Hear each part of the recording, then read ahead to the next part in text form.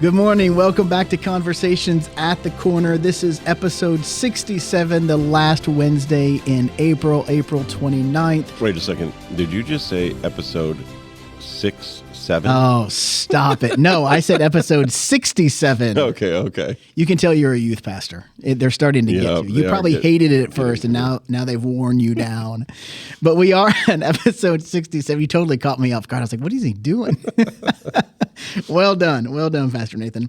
I have a question for you today. I know that you are a student of cinema. Oh, yeah. You love movies. You have the movie pass for the movie theater, and you go at 9 or 10 o'clock at night, catch a movie, and get the kids to bed first. That's right.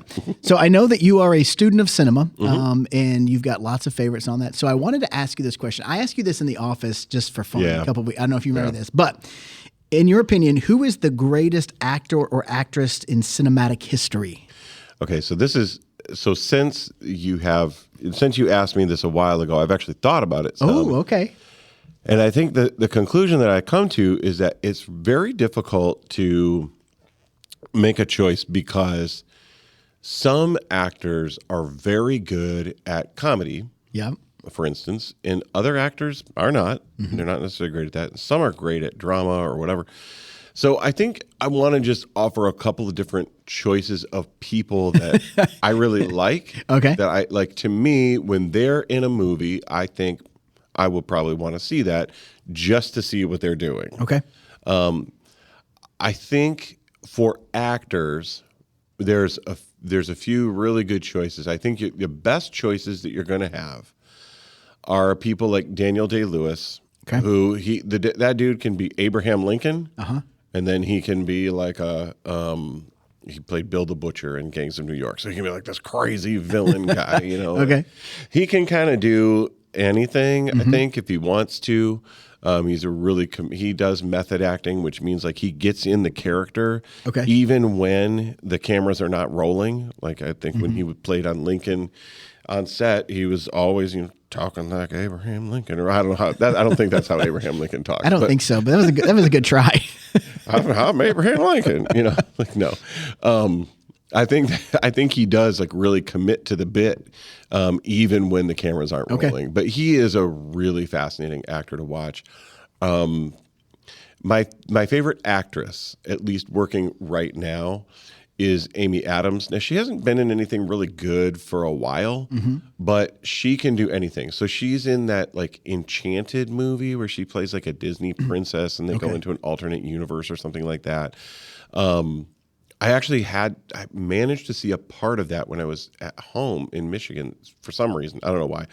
But like she can do that, but then she can do these really serious, like playing a scientist in Arrival, or something like that. And she can be really funny. She can be really serious. So she can kind of do anything. So those are probably the two, like when Amy Adams is in something for the most part, I would want to see it. If Daniel Day-Lewis is in something, for the most part, I'm going to want to see that. I think there's actors that don't get appreciated very much. Yeah. Like I'll give you a good example. I think George Clooney, when he's in a comedy, he is actually amazing. He's not a great dramatic actor. He's okay. Yeah. But in comedies, man, he can be amazing. He can be awesome. Or there's somebody like Tom Hanks who kind of can do both. He's done both, and he's like he'll be Forrest Gump one day, and then he'll be in Castaway. That's right. And then he'll be in That Thing You Do, where he's playing, whatever. He's in Big, So he's got a lot of range too. And then he plays like iconic characters like Walt Disney or Mr. Rogers. Yeah. So those are some of the ones that I really like. Okay. Yeah. Do you remember when I asked you this in the office, who you said? I do. Okay. And I didn't list him right now, but I think Robert De Niro is still great. He's the reason why I kind of moved away from him a little bit is because I watched him in something recently. And I think he just has a hard time not doing like his New York accent, like mob. No, it's even just like his vocal patterns are very New York City. Whereas some of these other actors, like Daniel Day-Lewis, can do almost anything vocally. I've seen him do crazy stuff. Yeah. De Niro, I think, is a great actor, but I think he's kind of locked into that a little bit. Okay. But, yeah. You did tell me Robert De Niro, so I was kind of expecting you to say that. So. The other one that you would probably want to talk about is Marlon Brando. Marlon Brando changed acting forever in On the Waterfront. But anyway, we're here to talk about another subject. We are. You want to take us into it? Yes, that's a great transition over into this new subject. Yeah. We're going to round out Christianity and culture today. Yep, rounding out Christianity and culture today. So we're going to hit you with another tough one. Okay, let's go. So transgenderism is what we're going to talk about today. And this is another topic, just like homosexuality, that has been on the radar a lot more. This one probably more recently. I think homosexuality was on the radar probably for the past 20 years. This one has been more like the past 10, 12, maybe at max, where I feel like it's a bigger cultural conversation. And this is another one that I think is difficult to navigate, difficult to counsel on, things like that. But let me kind of just do an opening thought here. Okay. Because I think one of the things that we need to really do when we set out on these topics is just define our terms so that we know. So I'm looking at Oxford Dictionary. You can look up on Google. And really it's just a person whose gender identity, or kind of like the way that they see themselves, does not correspond with the sex registered for them at birth. So that's just like fancy language for basically saying that a person's body and their mind, when it comes to sex and gender, isn't corresponding right. Does that? So I think that's how we want to think about it. Almost like there's a disconnect between those two things. Now, what I will say is I think we can have that disconnection in a lot of different areas. It's not just like my body and my mind are always perfectly aligned, right? So I'm going to give you an example up front, everybody. That you may or may not like. I don't know. Here we go. See. You don't have to. You can't respond to me, right? Buckle up. So, I'm going to use myself as an example. I'm not a transgender person, so I'll just get that out of the way for the moment. Yeah. But when I was growing up, I did not. So I didn't have. For the most part, I had a brother when I went to my dad's house on the weekend, but really it was me. Either by myself or my younger sister. And she's like 6 years younger than you? She's about 6 years younger than me. So not really like a wrestling partner or anything like that. And so the things that I was interested in a lot more, like I was not ever a big, like I want to work with my hands and work on cars or I got to wrestle with somebody or, anything like that. Like, yeah. I mean, of course I liked cartoons like He-Man, or whatever. But I was a kid that probably read a little bit more, like even in elementary school. I just enjoyed that. Or play some video games. I remember one of the things that I did when I was a kid is I put on a play of, I think, Noah's Ark with like all my stuffed animals. Like I wanted to do stuff like that. Okay. And those things, they're not bad, but they're not necessarily like the typical boy things necessarily. Okay. So I think of my boys. I've got two boys. They're very close in age, and they like to wrestle. They like to do all of the dumb stuff that boys do, and they shouldn't do. And they're probably going to age me by 10 years before they get out of the house because they just will constantly be doing things that I'm like, what are we doing right now? Yeah. Okay. Like they are very typical in a lot of ways. But I think that, for me, if I was a kid and I had grown up and I had my mentality and I had my psychology and kind of interests and all that stuff, if I had grown up in the past 10 or 12 years, I think there's a chance that I could have thought of myself at least a little bit as transgender because I don't relate to a lot of like masculine stuff. Like when I hear people talk about like, yeah, I went hunting, I'm just like, I don't care. I don't know. It's not my thing. Yeah. Yeah, I worked on some cars. I got grease all over my hands. I'm like, no, thank you. I don't want that. Yep. You know what I mean? Please, can I have a book? Yeah. Like, so because of that, I think what happens is the way that we perceive ourselves can get disconnected from our body. Now, those ideas about transgenderism, they really weren't floating around a whole lot in the 80s. Right, yeah. So I wasn't probably even exposed to them, I don't think, until I was at least in my 20s. So I think that's one of the concerns that we have going on right now with this, is that there can sometimes be a disconnect, right? I didn't always feel like the most masculine kid, but it's what do we do with that disconnect that I think really matters.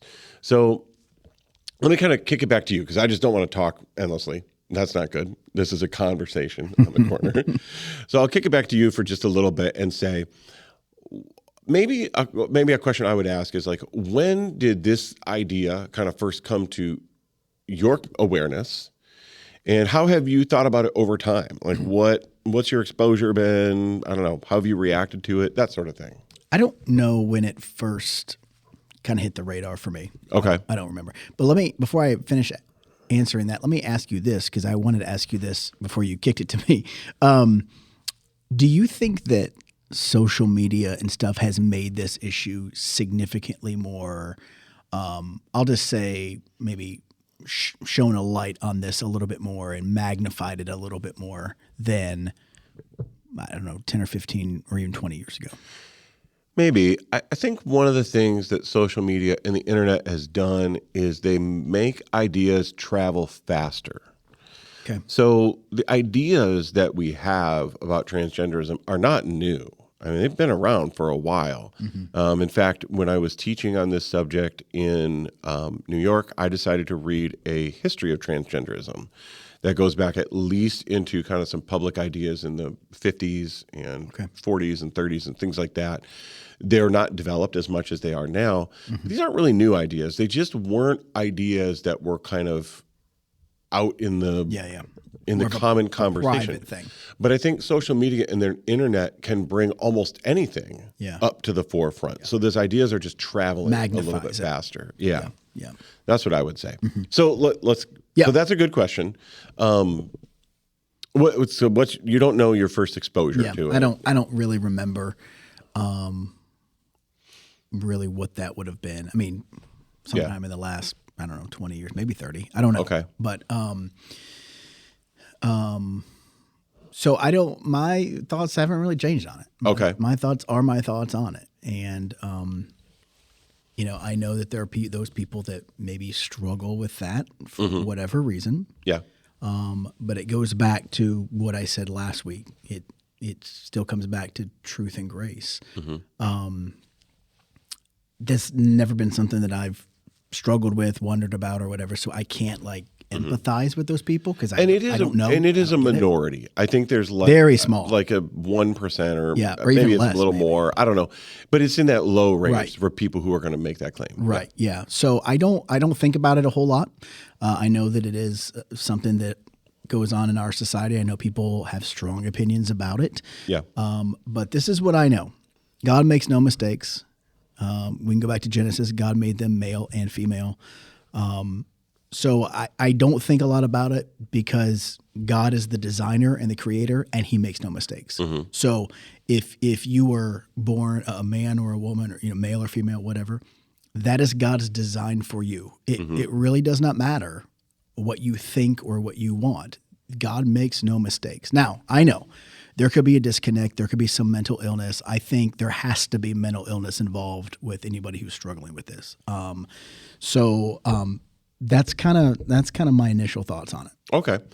I remember that this issue the big kind of like political point where it came to a head. I think it was in 2016 when the city of Charlotte decided to do a ban on they did like a bathroom ban thing. Oh, that's right. Yeah. I can't remember exactly what it was. Basically, like you have to go into the bathroom of your sex, and that became kind of like a big thing. It was like a real big talking point. How do we deal with this? What do we think about this? And I remember, not that I didn't know about transgenderism before, because I did, but I remember just feeling like, whoa, that just came out of nowhere. Like, what where did this come from? Like, when was this even an issue? Was kind of my surprise. I know probably the earliest exposure to the ideas, and I don't think I would have been aware of it. And I don't know if you would know this song, but there's a song by the Kinks called Lola, and it's like a 1969, 68, somewhere in there. And it's about a guy who like meets a woman at a nightclub in London, and he falls in love with her, but then he finds out that she's actually a man, right? Oh, wow. And it's like la la la la la la, right? Okay. No, I've never heard it. It's a catchy song. Watch out if you ever do. It's really catchy. But that was kind of my first, probably, I wouldn't have been able to articulate that, oh, that song is about transgenderism. Mm-hmm. But that would have been my first exposure to it. One of the things that I really think is that, so I think you're right. When you look at scripture, there's really just two categories. There's really no mention of any possible other categories. Right. And so what I think is important to understand is that what makes a person male or female is not necessarily all of these like secondary traits. Mm-hmm. Like, do you like to wrestle? Okay, that if you do, that doesn't make you a man. Right. That makes you a person who likes to wrestle. Yep. Now, we know that in general, young boys do like to wrestle. Okay, we can make that observation, but that is not the thing that makes them male. Yep. What makes them male or female is their reproductive system. Right. Like, which reproductive system do you have? And then that's how we figure out whether a person is male or female. And then from that point forward, I think one of the things that has actually made this problem worse, in my mind, is that sometimes we have taken those secondary characteristics and we've elevated them to the point where that is what makes you a man. It's what you were saying earlier about liking to read as opposed to being on a bulldozer. Right. Yeah. So then that is what makes you a man. So then when a person gets to this point where let's say you got a woman who is like, I don't like to play with dolls.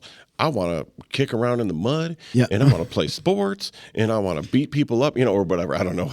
Like, if you have a girl who says that, then if we elevate all of those things to mean that's what a man really is or a boy really is, and then she knows that that's what a boy really is, it's and that's what be confusing, right? Yep. Then that's what she's into. She's going to start thinking, well, maybe I am. That's what I really am, or that's what I. So I think there's a danger sometimes in making those secondary characteristics into primary characteristics. And Satan loves confusion. I mean, he is the master of confusion. He wants to confuse us about everything, including this. I mean, and if he can use secondary things to confuse our mind and heart, he's going to do it. Right. Yeah. And I think some of it too is even in our culture, there are things that are associated with male and female that are arbitrary. Like, for instance, pink is a girl color and blue is a boy color. Well, like, is that like come down from God's holy writ that God made pink for women and blue for men, Well, not that I know of. Not that you know of. Okay. Not that I know of. I've never read a verse on that in scripture. Yeah. But, if I actually have, I wear a lot of black color t-shirts and I have a pink one. Yeah. Does it make me a woman when I wear it? Or if I like it? No. There's a guy that I know who is pink is like his favorite color. He wears it a lot. And that doesn't make him a woman. He just likes that color. Yep. Now, that might be unusual, but he does. And I have a pink dress shirt. I used to have one that I would wear occasionally. I haven't worn this one, I don't think, ever. But I also think it takes a guy who's pretty secure to be able to say, I don't care what anybody thinks. Like, I like this color or it looks good on me or whatever.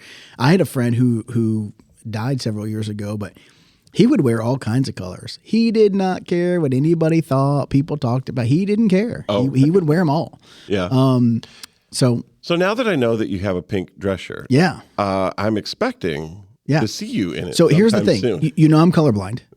And so it's kind of a light pink. And so you may see it on accident when I think it's my white shirt and just grab that one on accident. So I have to really pay attention Okay. when I'm getting dressed.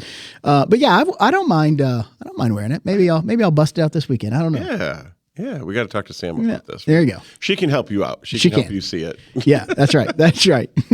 Yeah. So I think that's one of the key to me when I analyze this issue, and there's a lot of different things that we can talk about. Yeah. But when I analyze this, that's what I really think is happening in our society. We're elevating secondary characteristics above primary characteristics. Right. And that happens for both people who say they're transgender and people who don't like transgenderism. Yeah. Because sometimes those very people are like, sometimes people who don't like transgenderism or against it, like we would be, they might have a kid and their kid like, why aren't you, doing manly things? Yeah, it scares them. Yeah, and you push that kid into worrying about how they don't like this or that, I mean, I have a very distinct memory of disappointing my grandfather one time. He wanted to take us fishing, and he woke us up at like 4 a.m. Some ungodly hour, unholy hour that you're not supposed to be up at. And I went. And I just wanted to read a book. Like I took a book with me, which I don't think I was supposed to. Yeah. He was devastated, wasn't he? Right. And I think they were kind of frustrated with me, but I was just like, I don't want to sit here. Like by the time we got to the fishing place or whatever, it's 5:30 in the morning. Yeah. I don't want to sit here and throw a string into a lake. And hope that it gets pulled down. Yeah. Right. That's not just my idea of a fun time. And that's fine. If somebody else likes it, super. I don't care. But I think that I very distinctly remember that because they were disappointed. And they didn't say anything like, oh, you're not a real man like fishing. They didn't say anything like that. Yeah. But I think they were frustrated. And so I think that's one of the key things is I think we have to have a vision of masculinity and femininity that's not rooted in like, you like tea parties and, you like boxing matches. Like that's not the most important thing. Right. I think if I got out of this episode with saying anything at all, that would be one of the things I'd really want to focus on. Your status as a man or woman really is primarily about your reproductive system. Everything else is what makes you a person. Yeah, it's what makes you an individual. Right. Like it's part of what makes up your, not character and DNA, but your likes and your interests and maybe your personality to some extent. Right. Yep. And it's fine. Like if you have a woman who loves sports, great. Yeah. Like that's a fine thing. Is that the usual? Maybe not. But that's not bad. It doesn't make her a man. Yeah.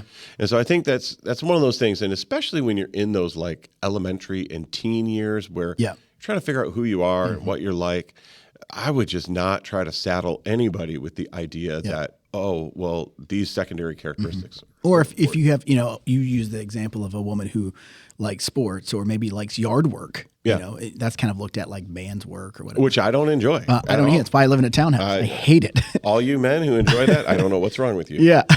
The opposite could be said about like guys who like to cook. Yeah. Because you could look at that historically and go, well, that's kind of part of like the wife's job or women and all that. But there are a lot of guys who are either better cooks than their wives or that like it more than their wives or they share that responsibility. Yeah. So that again, that doesn't make you a man or a woman. That's part of what makes you who you are. Yeah. And I think that's okay. And I think it even goes into things like thinking about a man cooking. There's some times where we have this idea that like this domestic activity, whatever it might be. Domestic activity. That's for guys. Yeah. And that one's for girls. Well, no, I mean, a man can fold a piece of laundry. Right? Maybe not well, but they can attempt it. But they could learn. Yeah. Right. Like it's not that hard at the end of the day to figure out how to fold a shirt. Yeah. Now, am I the cleanest person in the world? No. But once I became an adult, I kind of had to figure out how to fold a shirt. And I was folding them the wrong way. And then Olivia told me her way. Oh, she told you how to fold it the correct way? Fold it correctly. And now I just do it that way. And it's fine. You know what I mean? Like it's not that big of a deal. And I'm not saying I'm amazing at all those things. But I also think sometimes we connect these ideas of masculinity and femininity into like, well, guys just don't do that. Or girls just don't do this thing. Yeah. No, that doesn't make you a man or a woman. That's not, I don't know. Yeah. So this is not, I think there's a ton of different things that we could talk about on this subject, but I think this is a good starting point. Okay. Do you have anything else you want to add? The only thing that I would add is I'm going to go back to what I said at the beginning. God makes no mistakes. I have known some transgender people, and I probably have known somewhere that I didn't even know they were. I know there was a person that I met one time that she came to the church that I was serving for something special like Easter or something, and her family introduced me. Well, it wasn't until years later that I learned that she was not a she. Oh, okay. But I had no idea. Yeah. And then when I was working in mental health, a client that I worked with had actually had the surgery. Okay. And all of that. And that was kind of tricky to navigate because, you know, he had a different name that he wanted to be called now, and you have to learn deal with all that. And it was hard to see that you had this surgery thinking it was going to make everything better, which I knew it wouldn't, and it didn't. You're as depressed as you were before. You continue to have suicidal thoughts and end up in the hospital. This did not fix the problem. It goes much deeper than that. So I think people who are confused about, like you talked about the disconnect, I think that may be a very real part of that. I think the confusion of the enemy is a very real part of that as well. But I think truly it goes to what Paul talks about in Romans, being renewed in your mind. Like you've got this disconnect in your mind of what you think is true. Yeah. It's not a biological problem. It's a mind problem. Yeah. And I think even people who are transgender activists would say that it is a mind thing. Like there's a disconnect. Yeah. Yeah. So, but that is not going to be fixed by changing the physical part. You have to be renewed in your mind. Well, and to go along with that, I would even say that one of the things, if I had to choose, so which could be changed easier, my body or my mind? My mind is actually flexible. Minds can change, and so but I can't actually change my body. Right. Like there is not a way. There's a way to kind of like cosmetically make things look different, but I, as a man, there is no way that I can have a female reproductive system. Even what you're talking about, it's going to create so many more problems, even if it's just emotional problems. Right. So, yeah, again, this is something just like last week that has to be dealt with love and grace and respect. And so, again, if somebody who is transgender wants to come worship at our church, they are welcome to come. But this kind of the same things we talked about last week are in effect here. You know, you're not serving in a leadership position, but you're welcome to come and worship, and we're going to preach the truth, no matter what, and we're going to love you no matter what. Yeah. But yeah, this is tough. This subject is newer than some of the other things we've. So we're still trying to learn to navigate it. But again, I think it goes back to love and grace and truth. You got to have them all. Yeah. Yeah, I think that's a good starting point for this one. I'm sure that we could talk about a number of different areas, but in the interest of having a podcast that's of a manageable length, we can end here. I think that sounds good. That sounds good. Yeah, but I agree. I think that it is difficult to navigate. You want to recognize that people are struggling. Yep. You want to affirm the fact that all people are made in the image of God.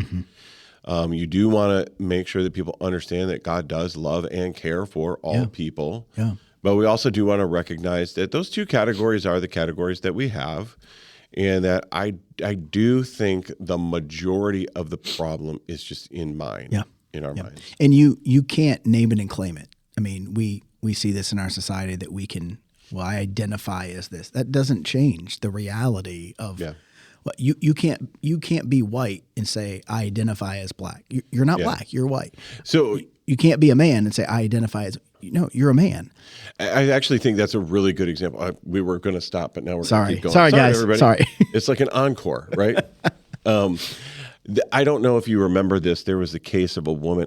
She was in Idaho or Washington. Her name was Rachel Dozell, and she had actually tanned her skin and did like a haircut that was more like a black haircut. And she had kind of passed as a black woman, but she was a white woman. And one of the things that was interesting about the conversation, that I read some interviews with her, and one of the things she talked about was that she grew up, both her parents were white, but they had adopted, I think it was like 5 or 6 black children. And the parents were really, really good about trying to make sure that those kids still got exposed to their culture and their history and their arts and different things like that. So she was their only biological daughter. Okay. And so she grew up in this environment where she was taking in a lot of black culture and history and literature or art or whatever. And so as she grew up, she found she was identifying with those things more. And that's just because that's where her exposure was. Right. And so to me, that was such an interesting case, because it's one thing for a person to say, I grew up in this environment and this is really what I relate to. It has influenced me. Right. And this is what I really identify with. This is the music that I like. This is the food that I like, whatever. That makes sense to me. You might not be a black person, but you grew up in that environment. But you have an appreciation for black culture. Right. And so that's fine. That's not a problem. That's a different thing than saying I am black. Now, I don't know that she should have gone so far as to try to change her physical appearance. Right. But that's what I mean. But yes, that makes it a little more. I think that's the difference. You could be a man or a woman and you could appreciate and relate to things that are more typical to the opposite sex. That's one thing. Sure. That's totally fine. Like, that's not a big deal. But to make that move from, I kind of feel like I more identify with this, or I feel like I more relate to that. To saying I actually am that. That's a bigger jump. Absolutely. Anyway, that's our encore. Well, let's end this right now before we go encore number 2. I think that's a good way. To end. Pastor Nathan, thank you for all the work that you put into prepping for these last couple of months. The Christianity and culture, that was something that I wanted to do, and you went there with me. So thank you. Some of these topics were very fun. Some of them were a little harder. I'm really hoping next month is easier. Let's hope so. Pick something light. Why don't you give a little tease for next month? What are we going to start next month? But we actually already know. We're going to talk a little bit about discipleship. Okay. So what does it mean to be a disciple? We'll talk about some different facets of that over the month of May. That's great. And we'll jump into that 1 week from today. Less than whatever a week times 24 hours is, because we've got to finish this podcast, and we'll kick off next Wednesday at 7. But thank you again for joining us over the last couple months. Thank you for joining us today. Pastor Nathan, why don't you pray out this episode and this series? Sure. Heavenly Father, over the past month, we've tackled a bunch of different really difficult topics. Some of them are topics that we struggle with culturally. Some of the topics we struggle with each other within the church. We've been dealing with difficult topics like homosexuality and transgenderism. And Lord, I think one of the things that Pastor Matt has brought up over and over again about this is that we want to approach these issues with both grace and truth. And that's a hard thing to do. Sometimes we want to be all about the truth, and we want to get into people's faces, and we want to just tell them how it really is. And I know sometimes that might be what I want to do on certain things. And sometimes we don't want to tell them any truth. We just want to love them. And both of those are good impulses, but we've got to make those impulses work together, Lord. So my prayer for this church and for all believers is that we would commit ourselves both to being truthful about what your word teaches, but that we would also be diligent to love people as we speak the truth. In the name of your Son, Jesus, amen. Amen. Thank you, Pastor Nathan. Thank you for joining us. Same time, same channel next week. Keep rolling, Emmanuel.